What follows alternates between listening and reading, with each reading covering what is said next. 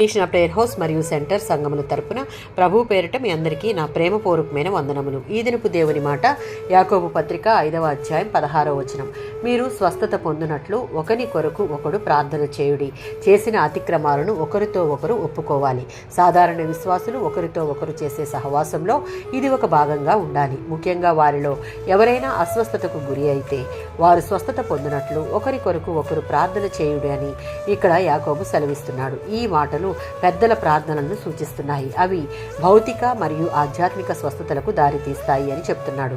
ఒకరి ఎడల ఒకరు ప్రేమ, సానుభూతి, పరస్పర అంగీకారం ఉంటేనే ఇది సాధ్యం. ఇవి పొందుకోవాలి అంటే దేవునితో సరైన సంబంధం కలిగి ఉండాలి. అలాంటి సరైన సంబంధం ఉండాలి అంటే దేవుడు మనల్ని నిర్దోషులుగా ఎంచాలి. అంతేకాక ఆయన సంకల్పానికి, వాక్కుకు విధేయులమై నీతి నిజాయితీతో మనం జీవించగలిగితే లోకానికి మేలు చేయడం కోసం మన చేతుల్లో ఒక శక్తివంతమైన సాధనం ఉంది.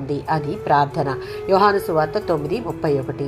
పాపాత్ముల ప్రార్థనలు దేవుడు వినడని మనకు తెలుసు. ఆయన మన ప్రార్థనలు వినాలి అంటే దేవుని యందు భయభక్తులు కలిగి ఉండాలి. దేవునికి ఇష్ట ప్రకారం జీవించే జీవితం కలిగి ఉంటేనే మనం చేసే ప్రార్థన దేవుడు ఖచ్చితంగా విని జవాబు దయచేస్తాడు. 34వ సంకీర్తన 15వ చరణం.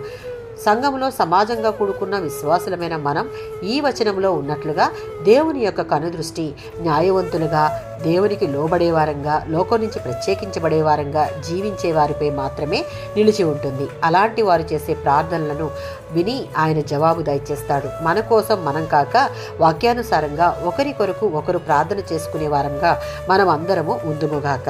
ఆమేన్.